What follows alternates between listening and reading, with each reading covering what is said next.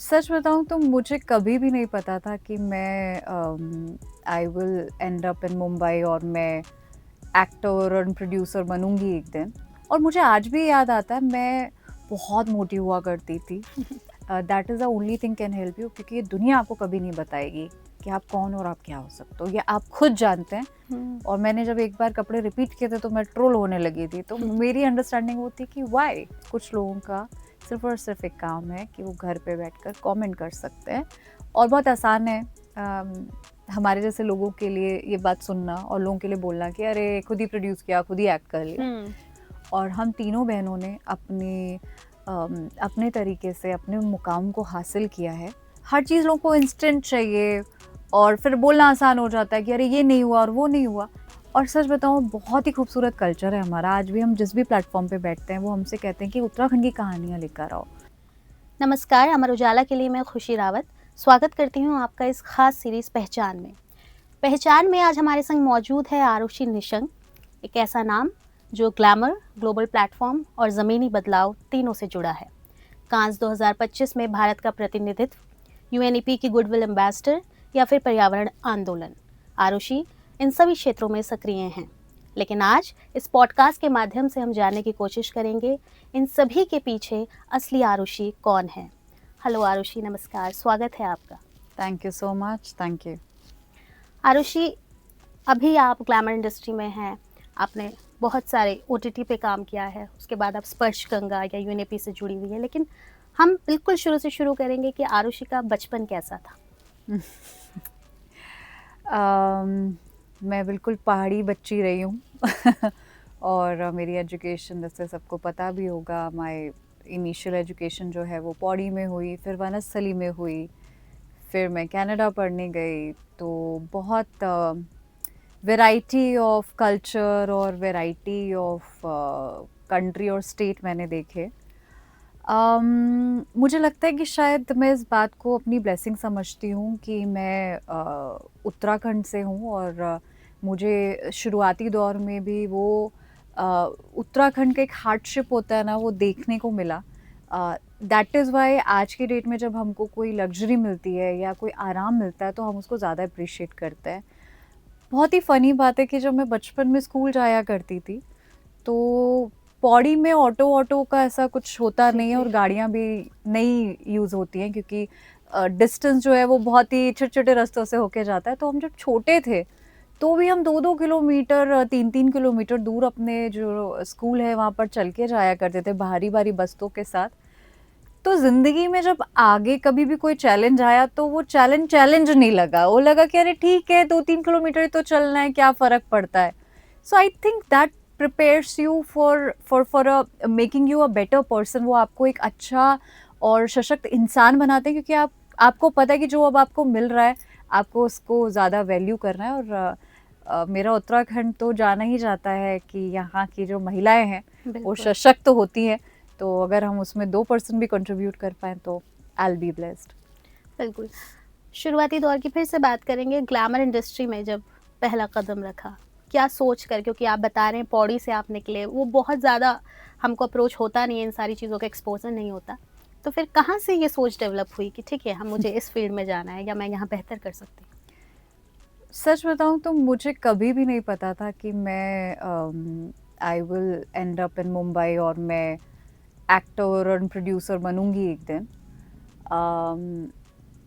मैंने हमेशा एक बात पे विश्वास किया कि जहाँ भी मुझे भगवान ले जाना चाहें, और मैंने उस चीज़ में रेजिस्टेंस कभी नहीं दिखाया। और आई हैव बीन ब्लेस्ड कि मुझे मेरे पेरेंट भी ऐसे मिले कि घर में बहुत ही कलात्मक माहौल था। पिताजी राजनीति में रहे हैं, पर राजनीति के साथ साथ मेरे घर में कविताएं लिखना, कविताएं सुनना। मम्मी जो है वो प्रिंसिपल रही हैं, वो संगीत की और वो कथक की नृत्यांगना भी थी।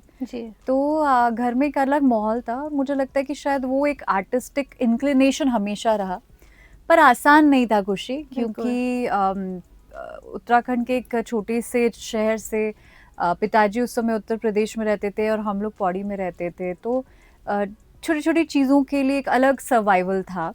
और वहाँ पर ये सोचना कि मैं अपनी बच्ची को कथक सिखाऊं, तो वो भी हमारी मम्मी के लिए बहुत बड़ी बात थी। मैं कहूँगी कि मैं बहुत ब्लेस्ड हूँ कि मैं ऐसे परिवार से आई जहाँ पर उन्होंने सोचा कि नहीं मैं एफ़र्ट लूँगी।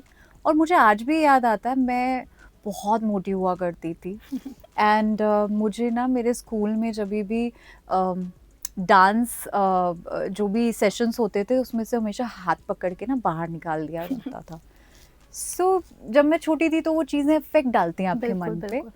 और कहीं न कहीं उसको मैंने चैलेंज की तरह लिया, और ये मैं आपके दर्शकों को भी बोलना चाहूँगी कि रिजेक्शन जो होता है ना, वो आपको सबल बनाने का एक सबसे बड़ा माध्यम होता है। तो अगर आप रिजेक्शन पा रहे हैं, तो समझिए भगवान आपको एक बेहतर रास्ते की तरफ ले जा रहा है। उसको स्वीकार करिए और अपने आप को उस पे खरा उतारने की कोशिश करिए, और मैंने वही कोशिश करी।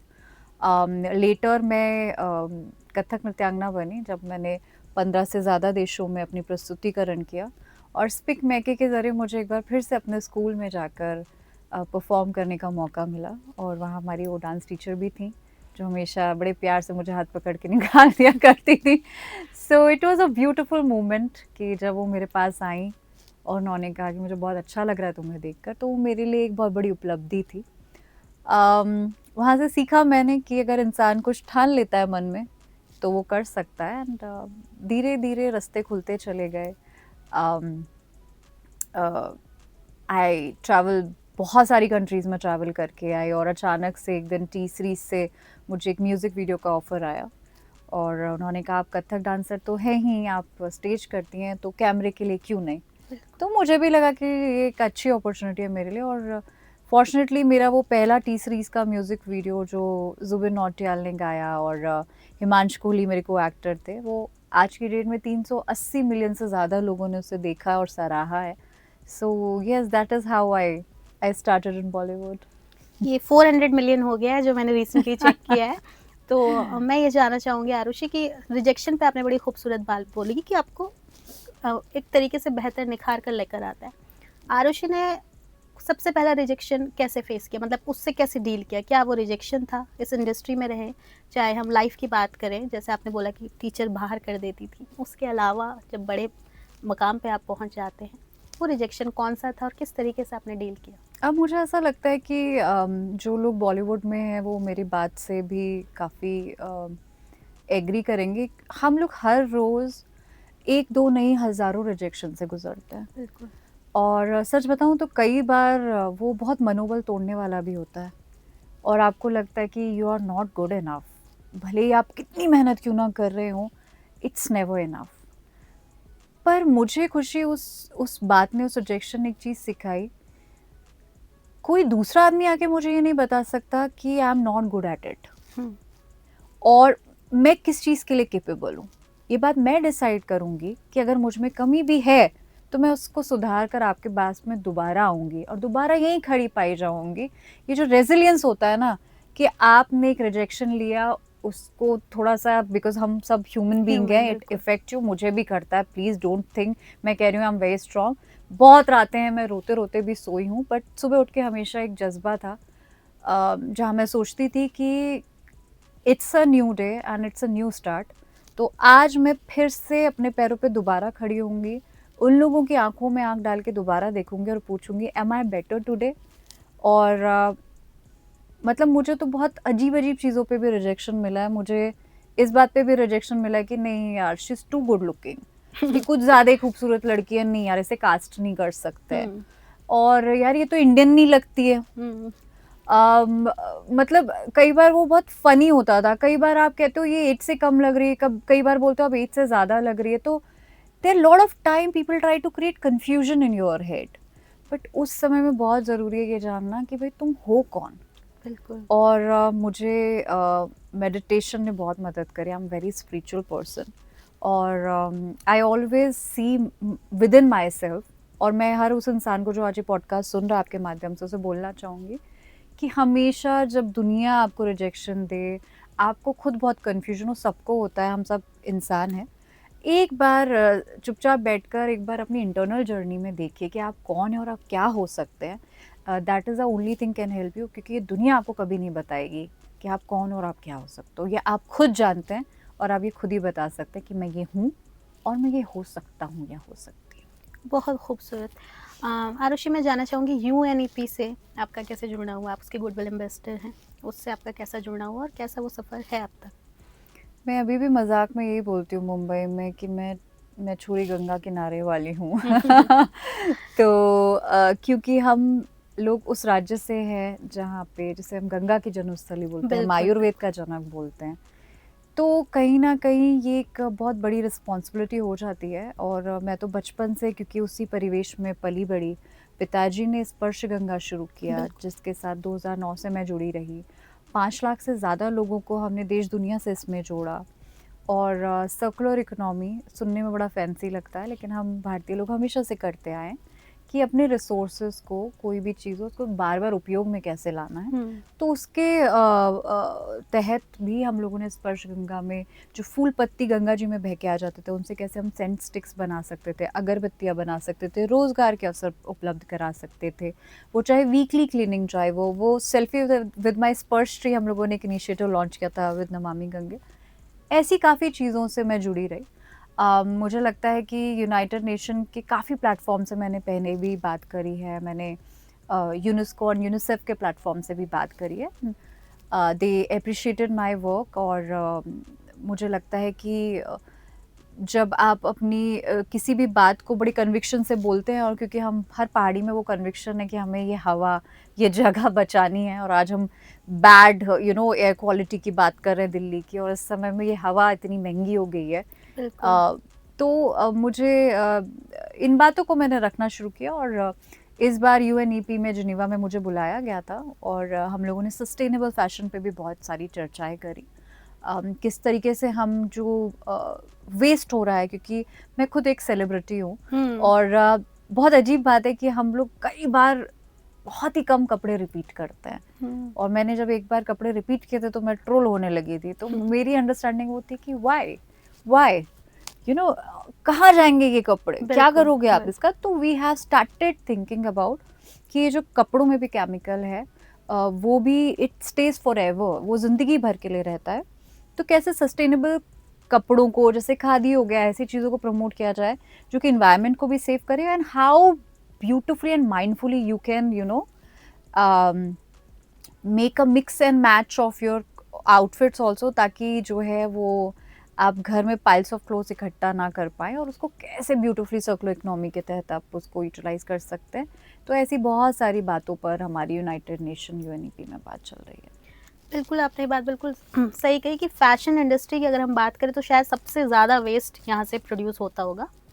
तो इसमें मतलब एक कॉन्ट्रडिक्शन कभी लगा नहीं या कभी ऐसा फेस हुआ कि लोगों ने इस बात पे कॉन्ट्रडिक्ट किया हो कि अरे आप तो खुद ग्लैमर इंडस्ट्री से हैं और आप इतने इन्फ्लुएंसिंग है कि हर कोई आपको ट्राई करना चाह रहा है, जो आप पहन रहे हैं, जो आप खा रहे हैं। उसके बाद जब आप सस्टेनेबल डेवलपमेंट या क्लोथिंग की बात करते हैं, तो क्या इस तरीके की ट्रोलिंग या कॉन्ट्रडिक्शन फेस हुआ है कभी? अम, मैं सच बताऊँ तो इनिशियली ट्रोलिंग हमें इफ़ेक्ट करती थी और बिकॉज़ मैं एक सर्टेन परिवार से आती हूँ तो हम पे तो सबका अधिकार है कि हमें ट्रोल करें, ऐसा लोगों को लगता है बिल्कुल। और उनको लगता है कि हमें इन परिवार को और इनके बच्चों को गाली देने का भी अधिकार है। तो कोई बात नहीं, मैंने भी उनके अधिकार को सहर्ष स्वीकारा है कि हाँ, हो सकता है आपको ऐसा लगता हो और आप दे सकते हैं। बट सच बताऊँ तो I have always been promoter of sustainable fashion.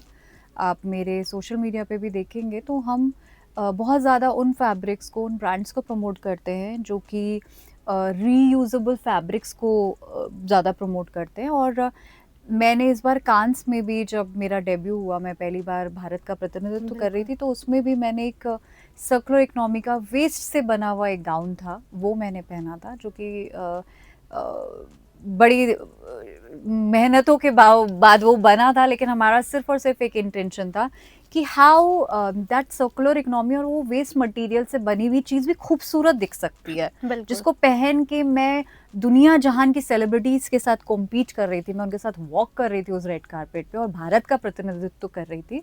तो एक हमारा बहुत स्ट्रॉन्ग मैसेज था जो हम देना चाहते थे, उसमें स्टोन्स भी जो लगे थे वो कार्बन से बने हुए थे एंड ऐसी बहुत सारी चीज़ें उसमें थी जो वेस्ट मटेरियल से बनी हुई थी।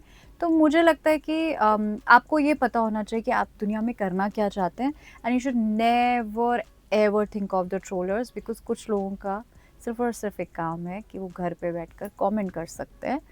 उसके अलावा उनको ज़िंदगी में कुछ आता नहीं है, तो कोई बात नहीं, never be afraid of those people. You do what you feel, what you believe in. आपने कांस की बात की, कांस में जब आप चल रही थी, भारत का प्रतिनिधित्व कर रही थी, उस एक्सपीरियंस के बारे में हमें बताइए कि कैसा महसूस हुआ उस पर?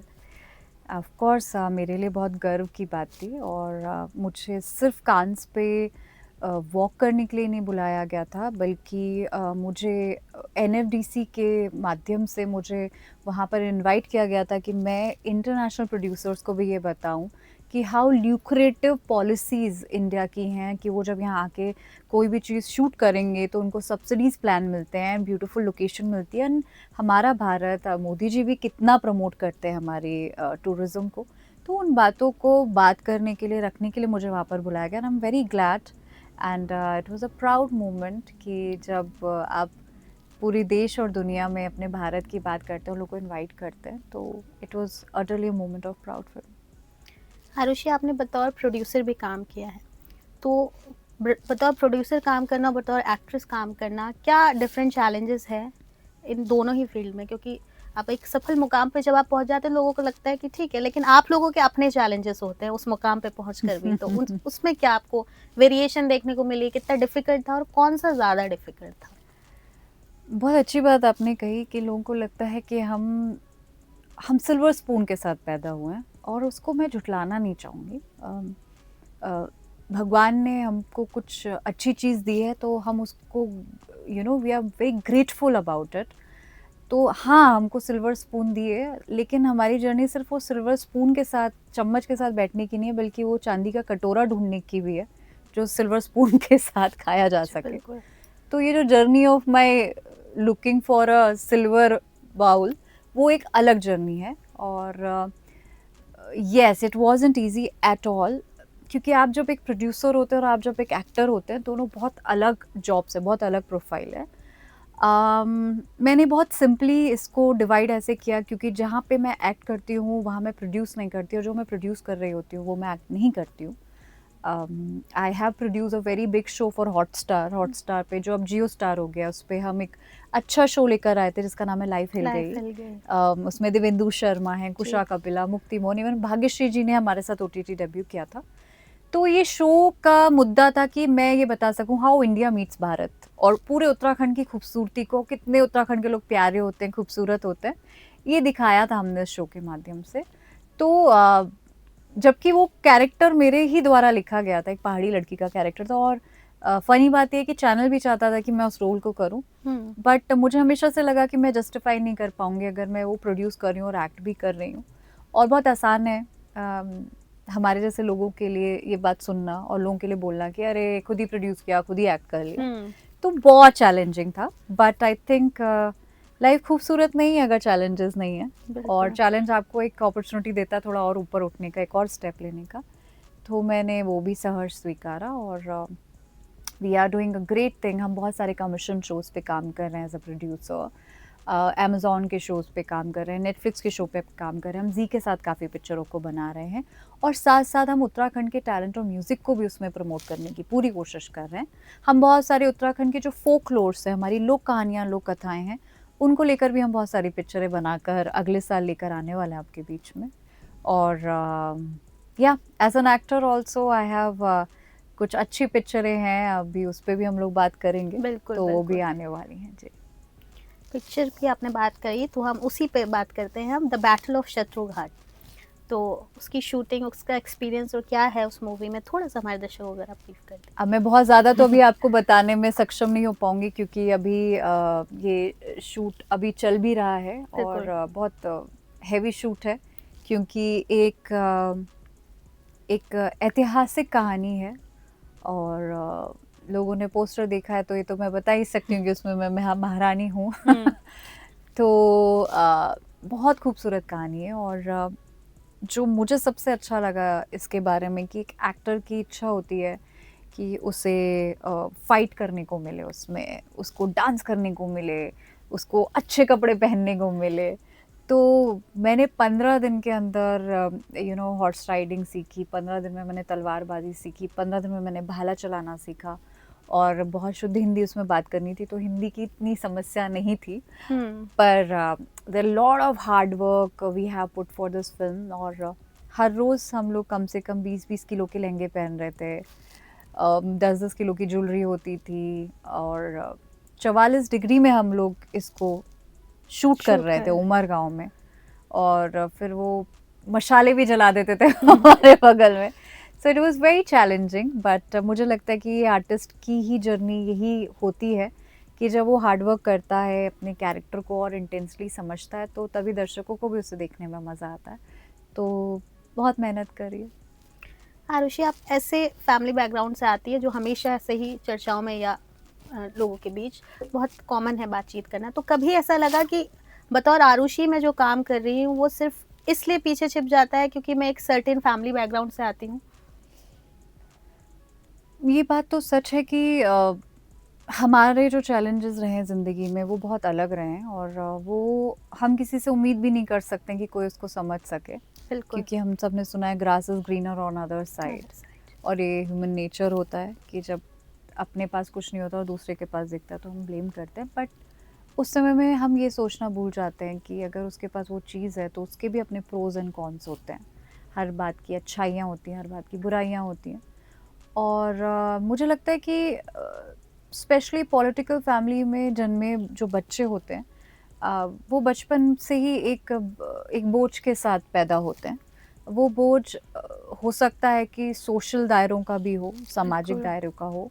वो बोझ ये भी हो सकता है कि उन्हें किस तरीके से प्रूव करना है कि वो भी कैपेबल हैं, क्योंकि वो कहीं न कहीं डायरेक्टली इनडायरेक्टली अपने घर में ही अपने दिमाग में कॉम्पिटिशन से जूझ रहे होते हैं कि मेरी माता, मेरे पिता या मेरे सिबलिंग्स जो हैं वो इतना बढ़िया काम कर रहे हैं और मुझे भी उस पे खरा उतरना है। तो एक बहुत डिफरेंट माहौल होता है, बट खूबसूरती भी ये है कि ये बात से भी झुठला नहीं सकते हम कि हम ब्लेस्ड हैं कि हमें एक अपॉर्चुनिटी मिलती है।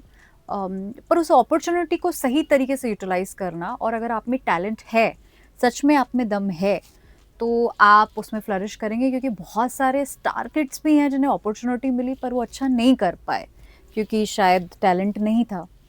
तो ये जर्नी थोड़ी-सी डिफ़िकल्ट तो होती है, और मैं हमेशा बोलती हूँ कि बरगद के पेड़ के नीचे छोटे पौधे नहीं पनप पाते, और हम बरगद के पेड़ के नीचे ही उपजे वो पौधे हैं। तो डिफ़िकल्ट है, बट खूबसूरत भी है। और मेरा नाम अरुषि निशंक है, और निशंक यहाँ है, और एक बहुत बड़ी लेगेसी है जो मेरे पिताजी ने क्रिएट करी है। तो मेरी जो जर्नी है वो पहले अरुषि बनने की है, जी। क्योंकि निशंक हमारे साथ हमेशा रहेगा, पर अरुषि कौन है वो समझने की और वो बनने की मेरी जर्नी है। आरुषि, क्योंकि फैमिली पे बात हो रही है और हम जानते हैं कि हर इंसान अपने आप में डिफरेंट है। आप हैं जो ग्लैमर इंडस्ट्री में हैं, आपकी बहन की जब हम बात करते हैं तो वो आर्मी से जुड़ जाती है। ऐसा कभी फील हुआ कि समाज ने इन दोनों ही प्रोफेशन को बड़े अलग तरीके से देखा है, या वहाँ पर कभी जजमेंटल हुए हों लोग आपके साथ? अम, मुझे लगता है ये एक बहुत खूबसूरत बात है कि एक ही परिवार से हम 3 बहनें हैं, और मैं पहले मैनेजमेंट में रही हूँ, सोशल वर्क में रही हूँ, now I happen to be in film industry. मुझसे छोटी जो है वो आर्मी में डॉक्टर है, और जो सबसे छोटी है वो वकील है। बिल्कुल। तो मुझे लगता है कि ये समाज के लिए भी एक समझने वाली बात है कि जब एक सक्षम परिवार से कोई आता है, वहाँ पर हमेशा ये लेगेसी को आगे ले जाना, एंड बचपन से कि हाँ ये मेरे बच्चे हैं, पॉलिटिक्स में आएंगे। मैं इस बात से बहुत खुश हूँ कि हमारे माता पिता ने हम सबको अपना ऑप्शन और चॉइस दी, और हम तीनों बहनों ने अपने तरीके से अपने मुकाम को हासिल किया है, और तीनों बहुत अलग इंडस्ट्री में हैं। तो ये बहुत फ़न भी है कि जब हम सब लोग मिलते हैं परिवार में, तो सबकी बातें बहुत अलग-अलग होती हैं। बिल्कुल। और वो डॉक्टर है तो हम सब लोग हमेशा उसको फ़ोन कर कर के परेशान करते हैं। कुछ खाँसी भी होगी तो हाँ, क्या खाना है, क्या पीना है? तो people can relate if they have a doctor in the family. So it's beautiful that how differently we are growing in life. जब हम यूएनईपी की गुडविल एम्बेसडर की बात करते हैं, या आईडब्ल्यूईपी या स्पर्श गंगा से आप जुड़े, ज़मीनी स्तर पे जब आप काम करने को निकलते हैं तो सबसे डिफ़िकल्ट चीज़ क्या होती है आप लोगों की? मुझे ऐसा लगता है कि ज़िंदगी में आप कुछ भी करोगे ना तो उसमें डिफ़िकल्टी ज़रूर आएगी, बिल्कुल। और अगर ये कहकर और ये सोचकर आप रुक गए तो फिर पॉइंट ही नहीं है। लेकिन जो एक सबसे बड़ा challenge when you do a social work, जैसे आपने बात करी है इन्वायरमेंट को लेकर, जी। तो जो हमको सबसे बड़ा चैलेंज मुझे आता था, क्योंकि हर आदमी को जब चेंज चाहिए होता है तो क्विक चेंज चाहिए होता है। आप और हम जब जिम करना शुरू करते हैं तो हम लोग रोज़ चेकआउट कर रहे होते हैं अपने आप को कि मैंने आज कितना लूज़ किया। हम जब डाइट चेंज करते हैं तो एक आज क्या इफ़ेक्ट आया, तो हमें हर चीज़ क्विकली चाहिए। जब मैं गंगा सफाई के लिए उतरी तो लोगों की उम्मीद यही थी कि गंगा कल साफ हो जाए। तो क्योंकि एक देश है जो कि 50-60 साल किसी गुलामी में रहा, पहली बात तो ये समझना बहुत ज़रूरी है। उसके बाद जब वो आज़ाद हुआ, चीज़ें धीरे-धीरे बदलनी शुरू हुई। जब चीज़ें बदलनी शुरू हुई तो लोगों का माइंडसेट बदलना शुरू हुआ। हम लोग एक तरफ तो अमेरिका की तुलना कर रहे हैं और हम सबको जो है वो अमेरिकन बनना है, but we forget that Americans take care of the resources very well. जब वो आज घर में रहते हैं तो वो एनर्जी को सेव करने का सोचते हैं, वो लाइट बंद करके निकलते हैं। वो खरीदा हुआ पानी पी रहे हैं इसलिए उन्हें पानी का मतलब पता है, उसकी कॉस्ट पता है। तो ये जो कॉन्टिन्यूस कंपैरिजन है कि हम वेस्टर्न वर्ल्ड को कॉपी करते हैं लेकिन हर जगह नहीं करते, तो वो सोच जो है वो एक बहुत बड़ी डिफ़िकल्टी लाती है। एंड हर चीज़ लोगों को इंस्टेंट चाहिए और फिर बोलना आसान हो जाता है कि अरे ये नहीं हुआ और वो नहीं हुआ। कम से कम कोई एक इंसान अपने घर से निकल कर, अगर आप हमको कहते हैं हम सिल्वर स्पून है, तो वो सिल्वर स्पून रखना आपके लिए एक चम्मच रखना मुश्किल है, हम तो वो सिल्वर स्पून रख कर नलियों जो है नदियों में और गदेरों में जाके सफाई कर रहे थे। तो मुझे लगता है कि it is a matter of appreciation and people should get motivated to see that, और उनको हमारे साथ निकल के आना चाहिए, जो लोग आए भी हैं। इस बात से मैं बहुत खुश हूँ कि जब देखते हैं लोग कि ऐसे परिवार से भी लोग उठकर जा रहे हैं और काम कर रहे हैं। हमने मुंबई में काम शुरू किया, स्पर्श गंगा ने हमारे ही देश में कितने राज्यों में जो है वो वीकली क्लीनिंग ड्राइव चला। 7 से अधिक देशों में हमारे एम्बेसडर हैं, उन्होंने वीकली क्लीनिंग ड्राइव्स को चलाया है। तो अगर ऐसे इनिशिएटिव हम लेते हैं और दुनिया साथ में आती है तो अच्छा लगता है। महिला सशक्तिकरण की हम बात करते हैं और बहुत कॉमन हो चला है ये शब्द आज के टाइम पे। आरुषि के नज़रिए से अगर हम जानना चाहें तो सशक्त महिला कौन है? किसे बतौर सशक्त महिला देखती हैं? कौन रोल मॉडल रहा एज अ सशक्त महिला लाइफ में? सच बताऊँ तो मेरे लिए वो हर औरत रोल मॉडल हो जाती है जिसको मैं देखती हूँ कि वो अपने चैलेंजेस से उभर कर हर रोज़ अपनी जगह पर खड़ी होती है, और वो इस कॉन्फिडेंस के साथ और इस जुनून के साथ खड़ी होती है कि आज I have to prove that I am a woman and I am a woman of substance. और सशक्त और औरत का ना एक बड़ा क्लोज रिश्ता है। आप जब सशक्त बोलते हैं तो कहीं ना कहीं हम सबके दिमाग में एक देवी दुर्गा की इमेज आती है, और जो महिला है वो देवी सरस्वती भी रही है, जहाँ बैठकर उसने अपने घर परिवार के बच्चों को एजुकेशन भी दी है। वो देवी अन्नपूर्णा भी रही है, जिसने अपने घर के हर छोटे बड़े और बुज़ुर्गों को खाना भी दिया है। और वही औरत माँ काली भी बनी है जब उसने देखा है कि गलत तत्व हमारे समाज में आ गए। तो I see each and every woman is a beautiful composition of all these देवीज़, और हम सब में वो है। हम सब लोग अलग अलग वॉक्स ऑफ लाइफ से आते हैं। मेरे चैलेंजेस हो सकता है कुछ अलग हो, आपके चैलेंजेस कुछ अलग हो, घर में बैठी एक औरत के चैलेंजेस कुछ अलग हो, लेकिन हम सबको ये याद करना कि हम औरत हैं, ये अपने आप में एक बहुत पावरफुल थॉट है, because only and only women can handle so many things at one time. मैंने अपनी माँ को देखा है, मैंने अपने फ्रेंड्स को देखा है, मैं अपनी इंडस्ट्री में बहुत लोगों को देखती हूँ, मैं इंदिरा गांधी को बहुत एडमायर करती हूँ, जिस तरीके से उन्होंने जीत रही हैं। सुषमा स्वराज जी मेरी बुआ जी मेरी आइडल रही हैं। तो ऐसे लोगों को जब आप देखते हैं और आपको लगता है कि अगर वो उस समय में इतना कुछ कर सकते थे तो why can't we do lot of things. It motivates me, but मुझे लगता है कि कहीं ना कहीं एक महिला सशक्तिकरण को पा लेने में दो बहुत मेजर चैलेंजेस आते हैं जो हमें कोशिश करनी चाहिए हमारी सोसाइटी को उससे ओवरकम करने के लिए। एक तो ये जो डिस्पैरिटी है, उसे समझना बहुत ज़रूरी है। मैं क्योंकि फ़िल्म इंडस्ट्री से आती हूँ तो मैं पे डिस्पैरिटी पे बहुत बात करती हूँ। एक फीमेल एक्टर आके उतने ही घंटे देती है और एक मेल एक्टर आके उतने ही घंटे देता है, उतने ही घंटे की शूट होती है। May be it is more complicated for a woman, may be, क्योंकि उसके घर परिवार है, बच्चे हैं, हो सकता है कोई बच्चों वाली औरत भी शूट कर रही हो, पर there is a disparity of pay scale. तो जब ये डिस्पैरिटीज कम होने लगेंगी और हम इक्वल अपॉर्चुनिटी के लिए फाइट कर रहे हैं, एंड प्लीज डोंट मिसअंडरस्टैंड अस, जब हम कहते हैं कि हम इक्वालिटी पे बात करें तो हम बिल्कुल ये नहीं बोल रहे हैं कि अगर आप 50 किलो का डंबल उठाते हैं तो हम भी 50 किलो का डंबल उठा सकते हैं। बिल्कुल। We not talking about it. इस बात को हम मानते हैं कि भगवान ने हम महिला और पुरुष को अलग बनाया है। हम बात कर रहे हैं इक्वल अपॉर्चुनिटी की। हम बात करते हैं क्योंकि एक औरत मैरिड है तो उसके लिए अपॉर्चुनिटीज़ कम हो जानी चाहिए, और क्योंकि वो एक आदमी है और वो भले ही मैरिड भी है तो भी उसके लिए same equal opportunities are lying on table. So we are talking about that equality. And महिला सशक्तिकरण के लिए सबसे बड़ी प्रॉब्लम है, हम सब ने सुना होगा कि औरत ही औरत की दुश्मन होती है। जिस दिन हमने इस बात को ख़त्म कर दिया और औरत दूसरी औरत को सपोर्ट करने लगे, मुझे लगता है उस दिन हम वुमेन एम्पावरमेंट पा जाएंगे। बहुत खूबसूरत। क्योंकि आप उत्तराखंड से हैं, मैं भी उत्तराखंड से हूँ, और उत्तराखंड जो है अब बतौर फिल्म डेस्टिनेशन के रूप में इमर्ज होना शुरू हो गया है। तो इसको आप किस तरीके से देखती हैं, और क्या आरुषि के ऐसे कोई प्रोजेक्ट्स हैं या वो प्लान कर रही है जिन्हें उत्तराखंड में शूट किया जाए, तो कि हम रोज़गार भी प्रोड्यूस कर सकें, यहाँ के लोगों को मौका मिल सके?